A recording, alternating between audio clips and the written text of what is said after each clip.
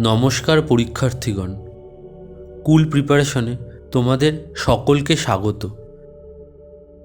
ভিডিওটি ভালো লাগলে ভিডিওটি লাইক করো, তারপর শেয়ার করো তোমার 10 জন পরিচিতর সাথে, যারা এই ভিডিওটি দেখে উপকৃত হবে। এরপর চ্যানেলটি সাবস্ক্রাইব করো এবং বেল আইকনটি প্রেস করো নতুন ভিডিও আপডেটের জন্য। ডব্লিউবিপির বিগত বছরের কার্টুন ভিডিও ও অন্যান্য ভিডিও দেখার জন্য প্লেলিস্ট চেক করো। আজকে আমরা ওয়েস্ট বেঙ্গল পুলিশের বিগত বছরের ম্যাথের তৃতীয় ভিডিও নিয়ে চলে এসেছি। এই এতগুলো পরীক্ষার সব ম্যাথের কোয়েশ্চেন যদি সলভ করে যাও তাহলে তোমরা 100% প্রশ্ন কমন পাবেই, কারণ ম্যাথের এই নিয়মের প্রশ্নই আসবে, শুধু সংখ্যা আলাদা হয়ে যাবে। আজ ম্যাথের পার্ট 3 ক্লাসে ডব্লিউবিপি এসআই প্রি 2008 নিয়ে আলোচনা করব। চলো শুরু করা যাক। West Bengal police SI preliminary 2008। Question 1, কোনো টাকার 10% সরল সুদে 4 বছরে 4000 টাকা সুদ হলে টাকার পরিমাণ কত? আমরা জানি সরল সুদের পরিমাণ হলো PTR/100, যেখানে P হলো আসলের পরিমাণ, T হলো সময় বা কত বছর, R হলো শতকরা সুদের হার। এবার আমরা জানি সময় হলো 4 বছর আর সরল সুদের হার হলো 10% এবং সরল সুদের পরিমাণ 4000 টাকা। সুতরাং PTR/100 equal to P into 4 into 10/100, সেটা ইকুয়াল টু 4000। সেখান থেকে P সলভ করে পাই P ইকুয়াল টু 10,000 টাকা।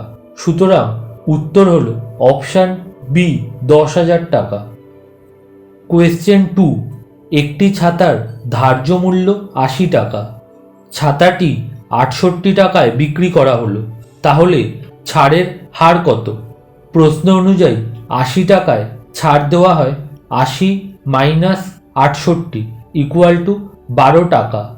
1 টাকায় ছাড় দেওয়া হয় 12/80 টাকা আর 100 টাকায় ছাড় দেওয়া হয় 12/80 ইন্টু 100 টাকা। এটাকে সমাধান করলে পাবো 15 টাকা, অর্থাৎ ছাড়ের পরিমাণ 15%। উত্তর হলো option A, 15%। Question 3, 3 centimetre, 4 centimetre এবং 5 সেন্টিমিটার দৈর্ঘ্য বিশিষ্ট কোনো ত্রিভুজের ক্ষেত্রফল কত হবে? আমরা জানি একটি ত্রিভুজের বাহুর দৈর্ঘ্য এ, বি ও সি হলে ত্রিভুজের ক্ষেত্রফল হবে √S into S minus a into S minus b into S minus c. এখানে S হলো ত্রিভুজের অর্ধ পরিসীমা। S equal to A plus b plus c by 2। এবার প্রশ্ন অনুযায়ী তিনটি বাহুর দৈর্ঘ্য হলো 3, 4 ও 5। সেই মান ফর্মুলাতে বসিয়ে এবং সলভ করে পাই ত্রিভুজের ক্ষেত্রফল হলো 6 সেন্টিমিটার স্কোয়ার। সুতরাং উত্তর হলো অপশান বি, 6 সেন্টিমিটার স্কোয়ার। এই অঙ্কটা করার একটি শর্টকাট ট্রিক আছে। আমরা জানি সমকোণী ত্রিভুজের অতিভুজ স্কোয়ার ইকুয়াল টু ভূমি স্কোয়ার প্লাস লম্ব স্কোয়ার, অর্থাৎ C square equal to A square plus B square. এবার ভালো করে দেখলে বুঝতে পারবে 3, 4 ও 5 সেন্টিমিটার দৈর্ঘ্য বিশিষ্ট ত্রিভুজ হলো একটি সমকোণী ত্রিভুজ। সেক্ষেত্রে ত্রিভুজের ক্ষেত্রফল হবে হাফ ইন্টু ভূমি ইন্টু উচ্চতা। এখানে উচ্চতা হলো ত্রিভুজের লম্ব, সুতরাং ভূমি ও উচ্চতার মান 3 ও 4 বসিয়ে পাই half into 3 into 4 equal to 6 centimetre square, অর্থাৎ উত্তর হলো option b, 6 centimetre square. Question 4, যদি A/4 equal to B/7 equal to C/9 হয় তাহলে A plus b plus c by a এর মান কত হবে? এই অঙ্কটা শর্টকাট ট্রিকে 5 সেকেন্ডে হয়ে যাবে। A/4 equal to B/7 equal to C/9। এখান থেকে আমরা লিখতে পারি A/B/C ইকুয়াল টু 4 4:7:9। এবার a plus b plus c by a, এই টার্মে এ, বি ও সি এর মান 4, 7 ও 9 বসিয়ে উত্তর পেয়ে যাব, যা হলো 5। অর্থাৎ উত্তর হলো অপশান বি 5। এই অঙ্কটাকে এক্স ধরেও করা যায়, যা নিচে দেখানো হলো। ধরি a/4 equal to b/7 equal to c/9 equal to x. তাহলে a equal to 4x, b equal to 7x এবং c ইকুয়াল টু 9x হবে। এবার এই টার্মের মধ্যে a, b ও c এর মান 4x, 7x ও 9x বসিয়ে উত্তর পেয়ে যাব। কোয়েশ্চেন 5, 3 জন পুরুষ অথবা 6 জন স্ত্রীলোক আলাদাভাবে একটি কাজ করে 20 দিনে। 12 জন পুরুষ ও 8 জন স্ত্রীলোক ওই কাজটি কত দিনে করতে পারবে? প্রশ্ন অনুযায়ী আমরা বলতে পারি 6 জন স্ত্রীলোক যতটা কাজ করতে পারে সেটা ইকুয়াল টু 3 জন পুরুষ যতটা কাজ করতে পারে। এখান থেকে পাই 2 জন স্ত্রীলোকের কাজ ইকুয়াল টু 1 জন পুরুষের কাজ, আর 8 জন স্ত্রীলোকের কাজ ইকুয়াল টু 4 জন পুরুষের কাজ। অর্থাৎ 12 জন পুরুষ ও 8 জন স্ত্রীলোকের কাজ, এটা সমান সমান হলো 16 জন পুরুষের কাজ। এবার 3 জন পুরুষ কাজটা করে 20 দিনে, 1 জন পুরুষ কাজটা করে 20 ইন্টু 3 দিনে, আর 16 জন পুরুষ কাজটা করে 20 ইন্টু 3/16 দিনে। এখান থেকে উত্তর পাবো 15/4 দিন, সেটা ইকুয়াল টু 3 পূর্ণ 3-এর 4 দিন। সুতরাং উত্তর হলো অপশান ডি 3 পূর্ণ 3-এর 4 দিন। কোয়েশ্চেন 6, এ, বি ও সি 10,000 টাকা, 14,000 টাকা ও 12,000 টাকা কোনো ব্যবসায় নিয়োজিত করে। তারা বছরের শেষে 5,400 টাকা লাভ করে। মূলধনের অনুপাতে লভ্যাংশ পেলে বি এর লভ্যাংশ কত হবে? প্রশ্ন অনুযায়ী এ, বি ও সি এর মূলধনের অনুপাত হলো 10,000:14,000:12,000, সেটা ইকুয়াল টু 10:14:12, সেটা ইকুয়াল টু 5:7:6। মূলধনের অনুপাতে বি এর লভ্যাংশ হলো 5,400 ইন্টু 7/5 প্লাস 7 প্লাস 6, সেটা ইকুয়াল টু 5,400 ইন্টু 7/18। এটা সলভ করে পাই 2,100 টাকা। সুতরাং উত্তর হলো অপশান বি 2,100 টাকা।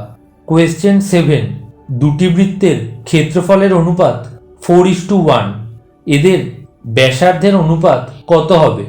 আমরা জানি বৃত্তের ক্ষেত্রফল equal to pi R square, যেখানে আর হলো বৃত্তের ব্যাসার্ধ। এবার pi r1 square is to pi r2 square equal to 4:1। এখানে r1 এবং r2 হলো যথাক্রমে প্রথম ও দ্বিতীয় বৃত্তের ব্যাসার্ধ। এখান থেকে pi r1 square is to r2 square equal to 4:1। তারপর r1/r2 whole square equal two 4/1, সেটা ইকুয়াল টু 2/1 হোল স্কোয়ার। সুতরাং r1/r2 ইকুয়াল টু 2/1। সুতরাং উত্তর হলো অপশান সি 2:1। কোয়েশ্চেন 8, 250 মিটার দীর্ঘ একটি ট্রেন 12 সেকেন্ডে একটি খুঁটিকে অতিক্রম করে। ট্রেনটির গতিবেগ কত হবে? এখানে খুঁটির কোনো দৈর্ঘ্য নেই, অর্থাৎ খুঁটি অতিক্রম করা মানে ট্রেনটি নিজের দৈর্ঘ্য অতিক্রম করে। তাহলে ট্রেনটির গতিবেগ ইকুয়াল টু ট্রেনটির অতিক্রান্ত দূরত্ব বাই সময়, সেটা equal to 250/12 metre per second. এখানে উত্তর কিলোমিটার পার ঘন্টাতে আছে, তাই 250/12 সাথে 1/1000 গুণ করতে হবে মিটার থেকে কিলোমিটারে কনভার্ট করার জন্য, আর 3600 গুণ করতে হবে সেকেন্ডকে ঘন্টাতে কনভার্ট করতে। অর্থাৎ 250/12 ইন্টু 1/1000 ইন্টু 3600, এটা সলভ করে পাই 75 কিলোমিটার পার ঘন্টা। সুতরাং উত্তর হলো অপশান ডি, 75 কিলোমিটার পার ঘন্টা। কোয়েশ্চেন 9, কোনো দোকানদার কোনো বস্তুর দাম প্রথমে 25% ও পরে 20% বাড়ালো। বস্তুটির দাম মোট শতকরা কত বাড়লো? ধরি বস্তুটির দাম 100 টাকা। 25% দাম বাড়ালে দাম হলো 100 ইন্টু 1.25, সেটা ইকুয়াল টু 125 টাকা। তারপর 20% দাম বাড়ালে দাম হয় 125 ইন্টু 1.2, সেটা ইকুয়াল টু 150 টাকা। অর্থাৎ বস্তুটির দাম 100 টাকায় বাড়লো 150 মাইনাস 100 ইকুয়াল টু 50 টাকা। অর্থাৎ বস্তুটির দাম মোট শতকরা 50% বাড়লো। উত্তর হলো অপশান সি, 50%। এটার শর্টকাট ট্রিকে ফর্মুলা হলো মোট শতকরা বৃদ্ধি equal to x% plus y% plus x into y%, যেখানে x ও y হলো দুটি ধাপে শতকরা বৃদ্ধির পরিমাণ, যা এখানে হলো 25% ও 20%। এইভাবেও তোমরা করতে পারো।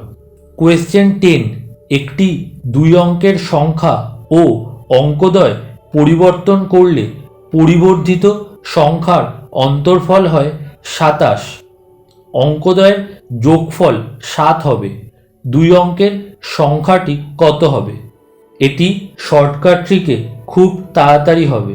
অপশানগুলি দেখো। 43 হতে পারে না, কারণ 43-এর উল্টো সংখ্যা হলো 34। সংখ্যাদ্বয়ের অন্তর 27 নয়। এবার 25 ও 52-র মধ্যে একটি সংখ্যা হবে, কারণ এই সংখ্যাদ্বয়ের অন্তর্ফল 27 এবং একে অপরের উল্টো সংখ্যা। এবার প্রশ্নে বলেছে অঙ্কদ্বয় পরিবর্তন করলে সংখ্যাটি পরিবর্ধিত হয়, অর্থাৎ সংখ্যাটি বড় হবে।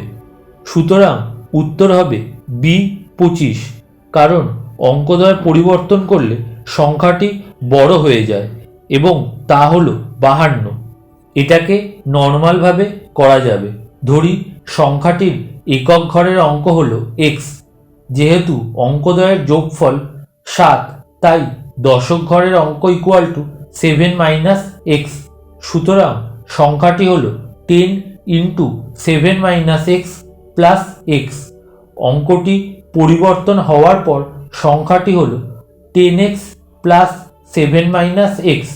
এবার প্রশ্নে বলেছে অঙ্কদ্বয় পরিবর্তন করলে পরিবর্ধিত সংখ্যা হয়, অর্থাৎ পরের সংখ্যাটি বড় হবে।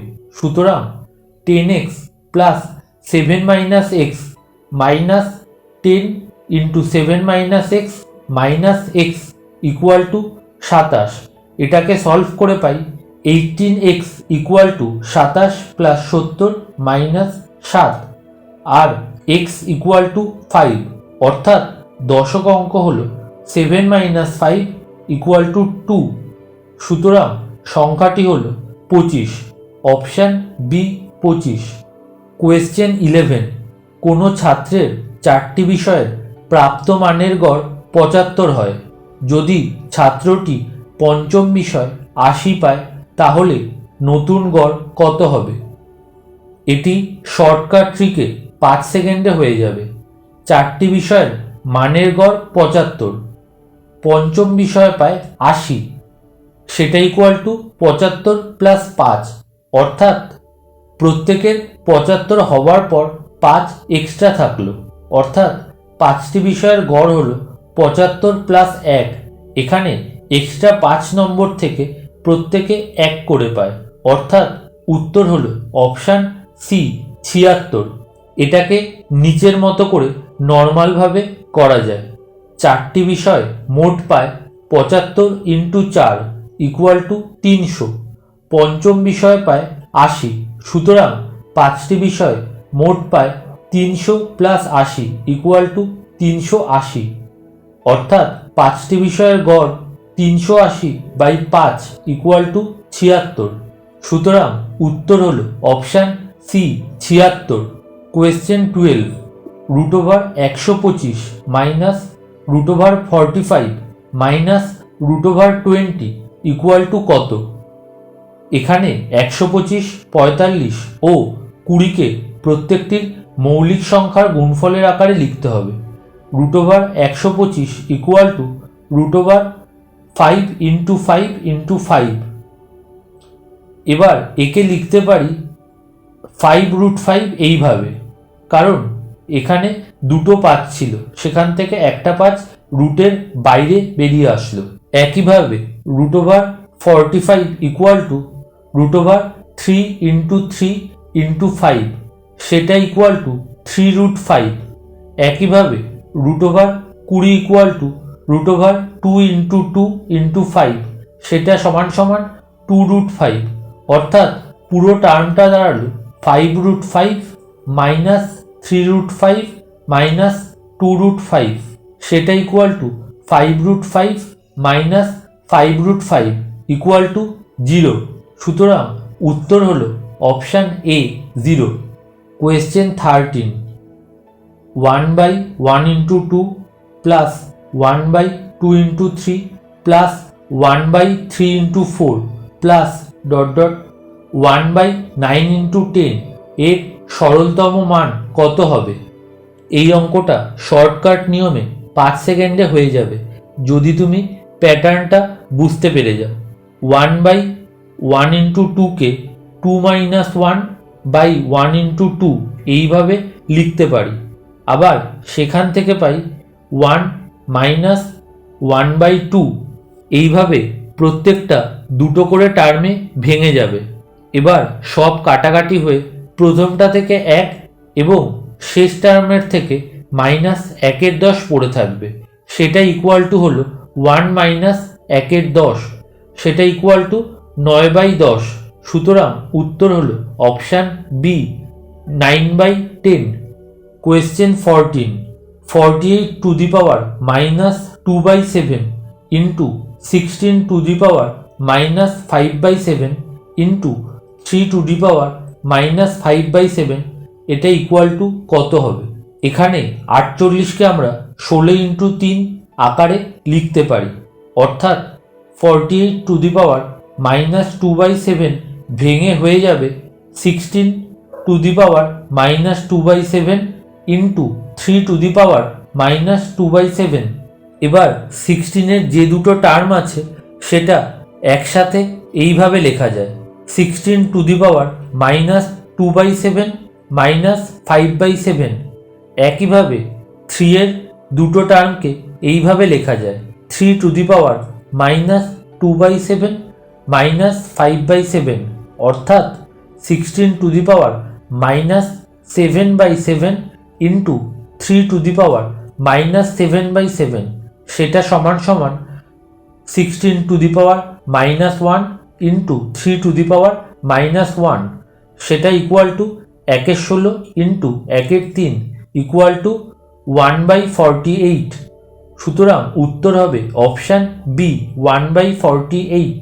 Question 15, 10 to the power x equal to 1/2 হলে 10 to the power -8x equal to কত হবে? আমরা জানি 10 to the power x equal to 1/2। 10 to the power -8x কে 10 to the power x to the power -8 এইভাবে লেখা যায়।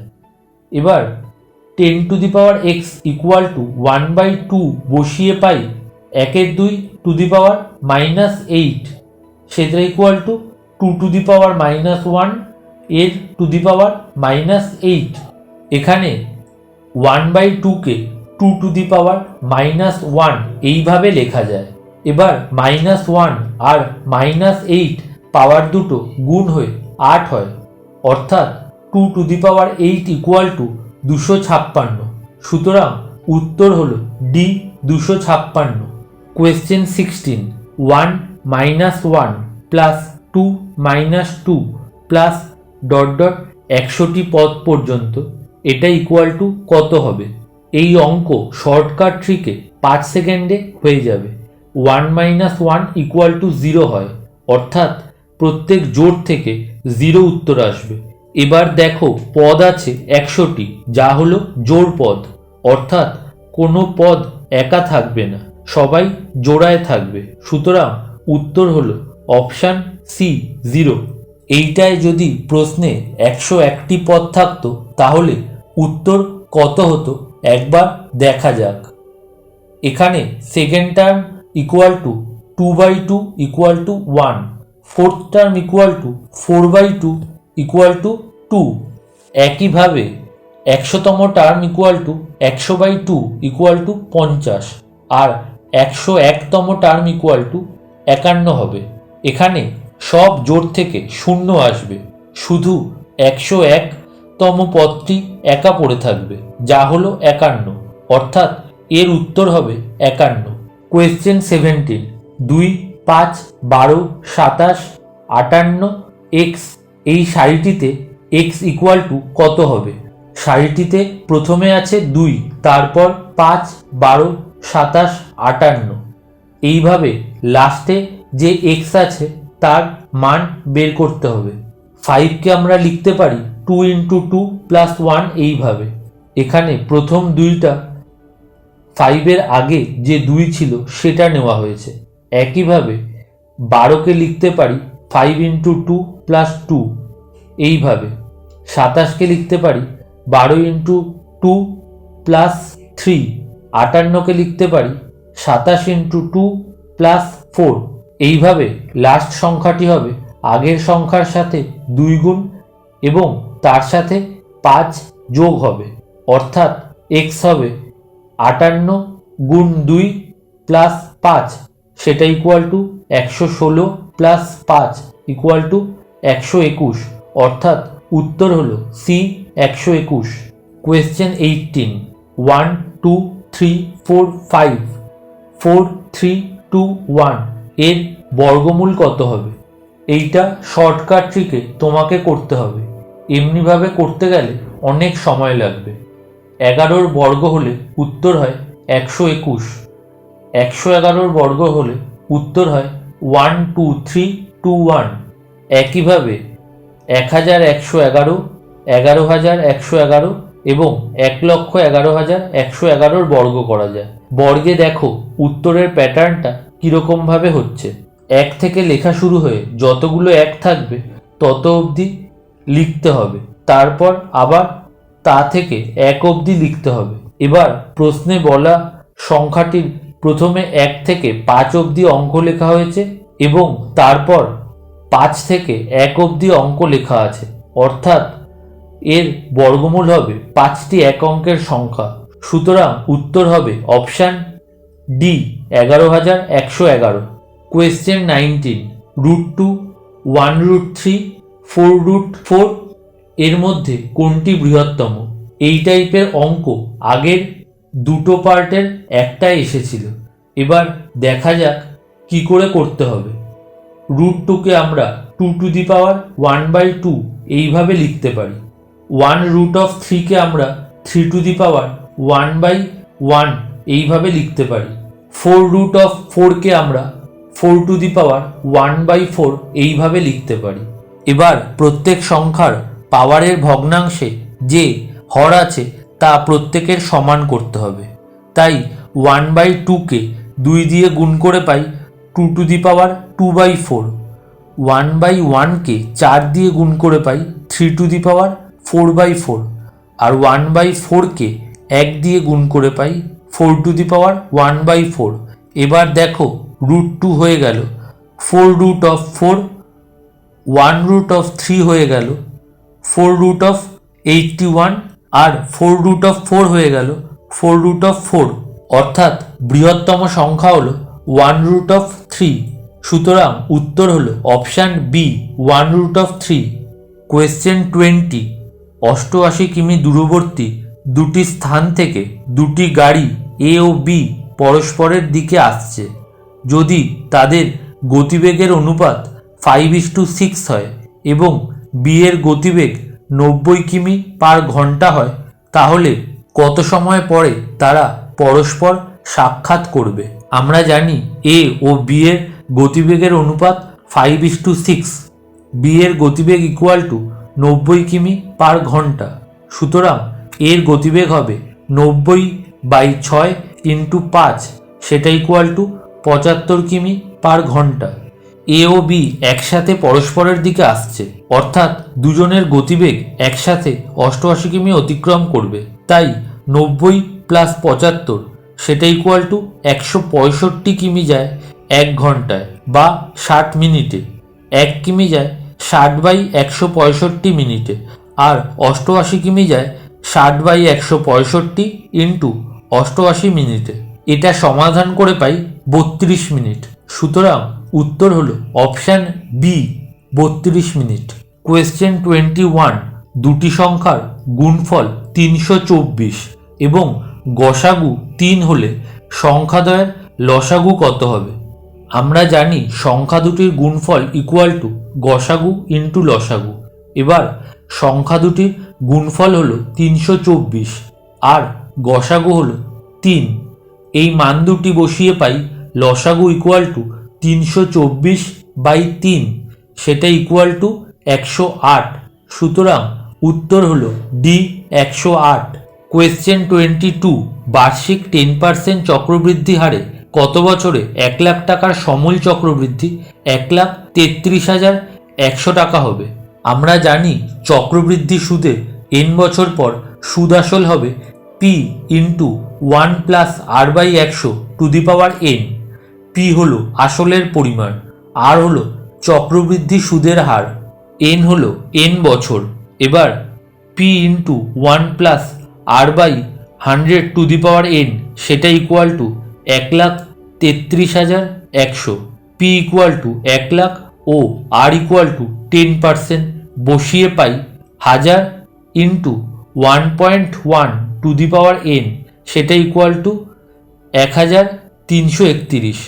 এখান থেকে পাই 1.1⁴n ইকুয়াল টু 1331/1000, সেটা ইকুয়াল টু 11/10 এর কিউ। সেখান থেকে পাই n ইকুয়াল টু 3। সুতরাং উত্তর হলো সি, 3 বছর। কোয়েশ্চেন 23, কোনো শ্রেণীতে 50 জন ছাত্রের মধ্যে 25 জন বাংলা ও 16 জন হিন্দি নেয়। 12 জন ছাত্র কোনো ভাষাই রাখেনি। কতজন ছাত্র উভয় ভাষা রেখেছে? শ্রেণীতে মোট ছাত্র 50 জন, তাতে কোনো ভাষাই রাখেনি 12 জন, অর্থাৎ একটি বা উভয় ভাষা রেখেছে 50 - 12, এটা ইকুয়াল টু 38 জন। ধরি উভয় ভাষা নিয়েছে x জন। আমরা এর ফর্মুলা জানি যে শুধু বাংলা প্লাস শুধু হিন্দি মাইনাস উভয় ভাষা নিয়েছে সেটা ইকুয়াল টু একটি বা উভয় ভাষা নিয়েছে, অর্থাৎ 25 + 16 - x ইকুয়াল টু 38। এখান থেকে সলভ করে পাই x ইকুয়াল টু 3। সুতরাং উভয় ভাষা নিয়েছে 3 জন। উত্তর হলো অপশান সি, 3 জন। কোয়েশ্চেন 24, কোনো ঘনকের প্রতিটি বাহু 8 মিটার। ঘনকের আয়তন কত হবে? ঘনকের আয়তন হলো বাহু টু দি পাওয়ার 3 ঘনমিটার, অর্থাৎ 8 কিউ বা 8⁻³ ঘনমিটার, সেটা ইকুয়াল টু 512 ঘনমিটার।